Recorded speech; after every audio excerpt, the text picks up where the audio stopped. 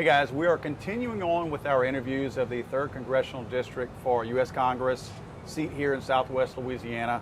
I am here with Rob Anderson today, candidate for that seat as well.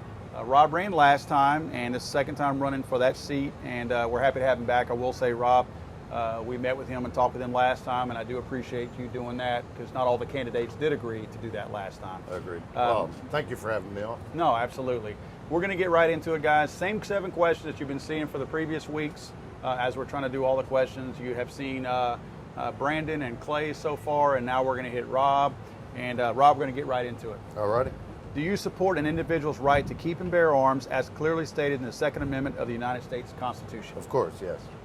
Can you elaborate on that? Sure. I believe, as many do here in our district, as you know, that the Second Amendment is the right upon which all of our other rights are based.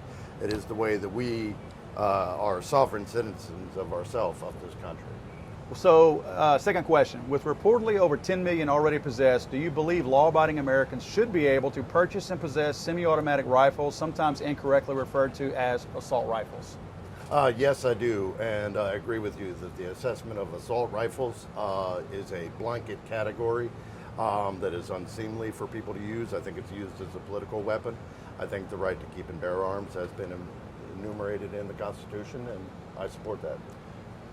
Let me ask you a quick little follow-up question on that, because one of the other candidates that I'd interviewed wasn't sure if there was a question or not of this, but is there anything that you feel like should be banned or not accessible to honest law-abiding Americans? Of course, whenever I talk about gun owners, I'm talking about an honest law-abiding gun. I'm not Obviously. talking about a guy that's just slaughtered 58 people or whatever. Right. So, a criminal is a criminal, and murder is against correct, the law correct. currently. But like for somebody like me, which by the way, I'm not a felon, for somebody like me who does have no record and has done anything wrong, do you feel like there's anything I should not own?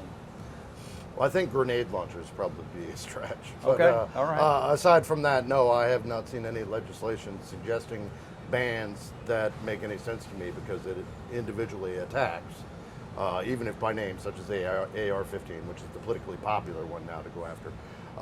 It attacks individual weapons under a guise of the weapon itself is dangerous rather than the person is dangerous.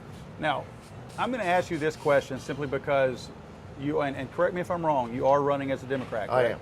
Yes. Okay. You and I both know that what you just told me is not a popular opinion In my amongst party. Democrats in Washington, D.C. I'm very aware. If you're elected, how do you defend that position in Washington, D.C. the day you walk in there and a Nancy Pelosi or somebody else walks in there and says, this is how we vote on assault rifles? How do you defend that? That's a very good question, and to let people know, for the interview, we were just talking about this backstage. How does a politician keep his word when he goes to Washington? Well, the main thing I'm running on is not being a corporate politician. Every one of my donations does not come from corporate PAC, it comes from the people. So if I do somehow win this race, it's going to be because of people, and I'm going to vote how my constituents want. And if they don't like it, they can drag me out of there. I'm running to represent Louisiana, right. not no offense, Nancy Pelosi. Right. And we had a discussion earlier about this, and you know my thoughts on that. I'll believe it when I see it, but I like the answer. Okay? Yeah, and it has to be, actions over words. Right. That's every bit of my intention. It's the only reason I got into politics. Right. Because I'm the same as you. Every guy I get behind, or every woman who I vote for, and you have this hope, and you think, okay, this is going to be the one, and then it's business as usual. Yeah. And I don't understand if something in the process is corrupting. And I know I'm an honest guy. I have been my whole life. So I'll be a test subject. I don't see myself changing my positions when I get to Washington. Fair enough. Because the people of Louisiana put me there. If I'm elected, why would I change my mind? Right. So I don't get that. So. Okay. Again, fair enough on that. Next question. Do you support the rights of law-abiding Americans to purchase and possess magazines that have the capacity to hold any number of rounds? Yeah, I haven't seen any reason to limit magazine. I mean, you know there's different forms of legislation that have been proposed. I've seen the one for the I don't remember what they're called, the 100 capacity, and they wrap those in every time there's a terrible tragedy. Yeah. Somebody jumps in and says, well, it's the magazine, that's what did it, not the individual.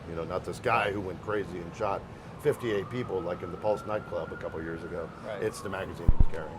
Okay. No, it's a tool like any others.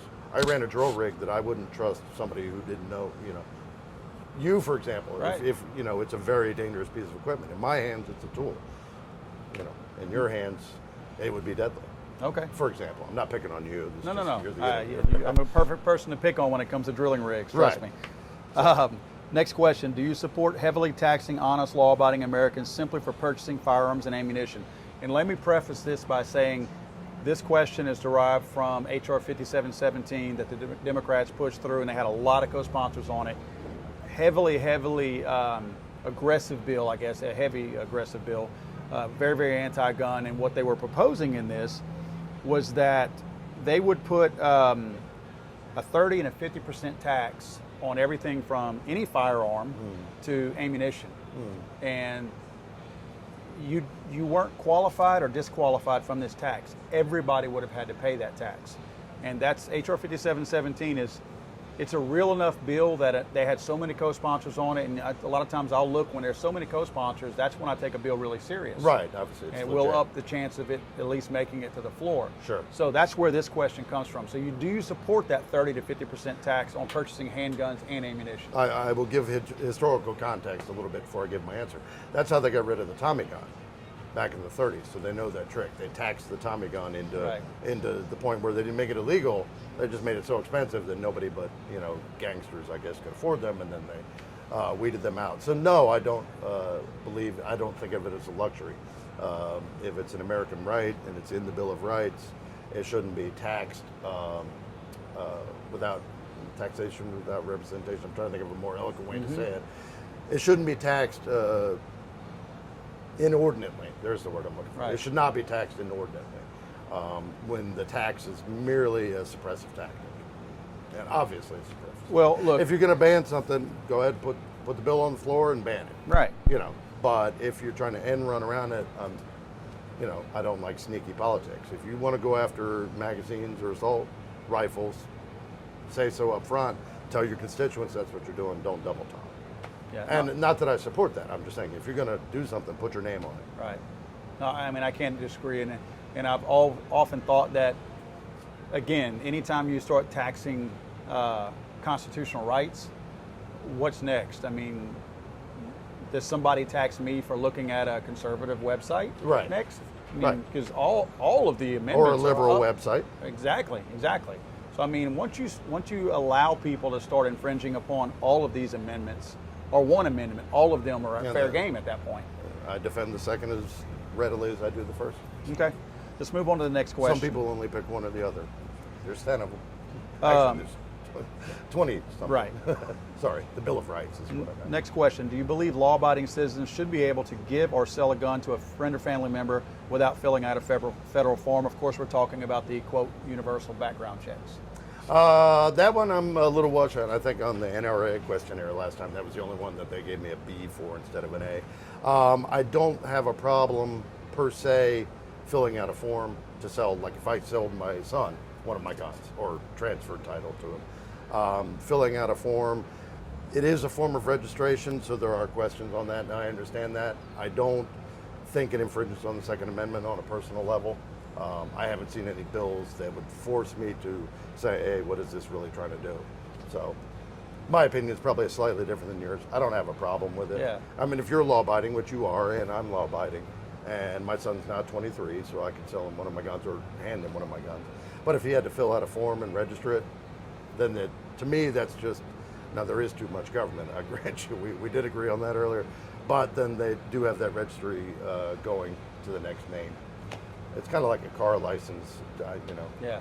While we do have too many people, I think, in the world, and there's chaotic ways of dealing with it, keeping track of them is not necessarily bad to me. Well, and I'm often hesitant in a polite way of drawing that comparison between driving a car, owning a car, and using or owning a firearm simply because It's not in the Constitution. it's not Correct. in the Constitution. Agreed. So, I mean, I don't think that that's a fair connection to make. I understand the logic that somebody might make behind it, but it's not a fair comparison.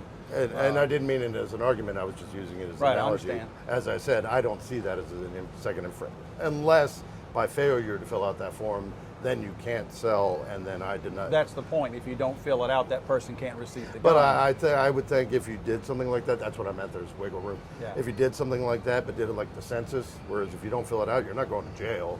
You just don't get counted. The two problems that I've always had with that, I will tell you, is the fact that it is a registration. I don't care how you candy code it and what you want to put on it. It's a registration. Sure. That is logged. That's going to be registered. It's going to be shown. Absolutely. But again, if that person is prevented from doing that, that is an infringement upon their Second Amendment rights. If they refuse to fill that form out because they don't want to, and I don't care how innocent they are. Sure. If they refuse simply because they don't want to be registered with that, that's their business to not have that registered because it's not part of the Constitution. It does not say the right to keep and bear arms as long as we keep track of where they all are. It This is doesn't true. say that. No, you are correct. I think that does go into the bureaucratic realm of is it actually infringing on him keeping and bearing arms by failing to fill out the form? Otherwise, It there's does, but it does. I mean, Right. if it stops him from owning that firearm, he just was infringed upon. Okay, fair point. see I your mean, point. seriously, that's just the way I look at it. I mean, I try to keep it as simple as I can because we have complicated things a little bit too much with all the laws that we throw out there, not And just I gun agree. related, all No, laws. all the laws, Yeah. sure. I So, mean, have you seen the tax code lately? Oh, yeah, absolutely. Yeah.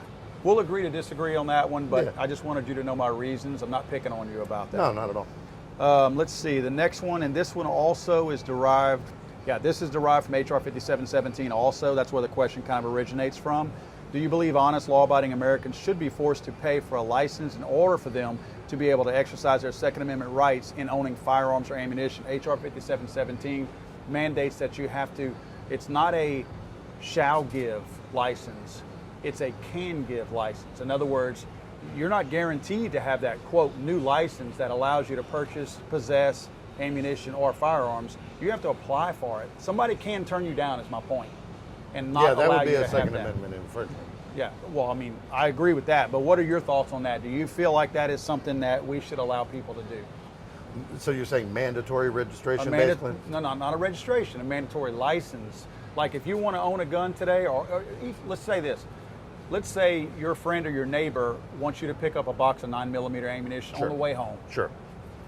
You can't go buy that unless you have your federal license that says I'm a legal person in terms of the government to be able to purchase this box of ammunition and transport it to wherever I want to. You would have to have a license to show it at Academy or mom and pop shop or wherever. Really? And put your No. 9mm box down and say, here's my license that says the government is okay with me buying this. No. That's exactly what this is. Yeah, That's that why would I be a asked no. that. Okay. That's a straight up no. Okay. No. That is a direct infringement because what if I mean, something innocent as I left my wallet somewhere. Right. And now you're telling me even though I have money, I can't buy ammunition? Yeah. That's it. I would encourage you honestly to go look at HR 5717 as in depth as you can because that is a massive, massive bill. It's a monstrosity of a bill, one that I've never seen before. It is basically a culmination of every anti-gun bill, and I'm not exaggerating when I tell you that. It is literally every anti-gun bill rolled into one, and I mean that. It So actually they're going to try to is. push it through like an omnibus all Yeah, at once. yeah. Okay, I will not vote for that. So you need to look in it. That's Okay. It's going to come up again. So, and I'm saying this because if you win your election, you're going to see this bill, some kind of variation of it anyway. Last question: do you think an American citizen who has not committed a crime should have his or her legally obtained firearms confiscated from them prior to having their say in a court of law? Of course, I'm talking about red flag gun laws, extreme risk protection orders, whichever one you want to call it, whatever moniker you want to call it.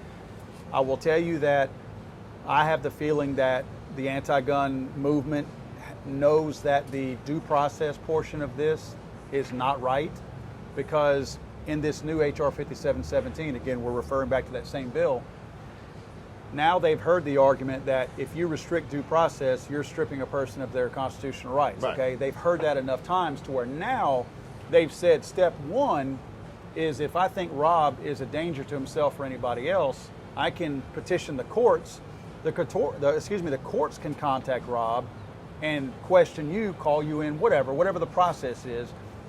They're saying we're giving you due process, but they're saying The extreme one, which is step 2, in other words, if you think Rob is such a danger, Right. you can skip step 1, go straight to skip 2, which has me kicking your door in at 2 a.m. in the morning, taking all your guns, and then saying, Rob, this is why we took all your guns.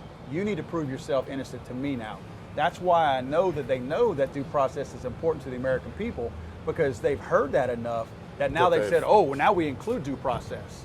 Well, they really don't, because they're giving you the option to leapfrog. Right, that. if you're skipping due process, you're skipping due process. Absolutely. There's no way around that. No, there's not. And I know that, the road to hell is paved with good intentions, as you know. I'm sure some of that came about as from the statistics on violence, specifically domestic violence, which often lead to violence, further violence, including gun-related violence. So that's probably where that root came from. This person is a danger, restraining order, take away his weapons until he waits in court. Right. However, when it's blanket and there is no due process, then you're guilty before trial, then obviously that violates the Right. Constitution, and then no. And the words you said, obvious, is pretty obvious to me. Right. I don't understand how you can ever eliminate due process. You can't. I'm not going to listen to the argument of what if it saves one life, because what if it costs one life? Right. What if you are my neighbor and you need a gun and you have a crazy ex-husband that they do exist, Yeah. that is threatening to kill her, and she needs a gun for the next couple of weeks before the guy moves off or whatever, before he gets off his meth binge, who knows? Sure. And I have the means to loan her that firearm, but I can't do that for a slew of reasons, whether it's the whole, whether it's a red flag gun law, the fact that I can't transfer, whatever. She might be somebody that I want to be able to have a gun, or she might be someone that he calls the red flag gun law. In other words, my point is, if I loan her that gun, am I breaking one of the laws that they already want to take away from me Right. by selling, loaning, or whatever a gun? And then on the flip side of that, her husband can very easily call in that same red flag gun law on her and have that gun either taken away or prevent her from being able to have a gun. Or even have you arrested for providing. That's exactly And right. breaking, So yeah. I mean, Paul It's a is the slippery guy slope. that they call the red flag gun law in. So Right.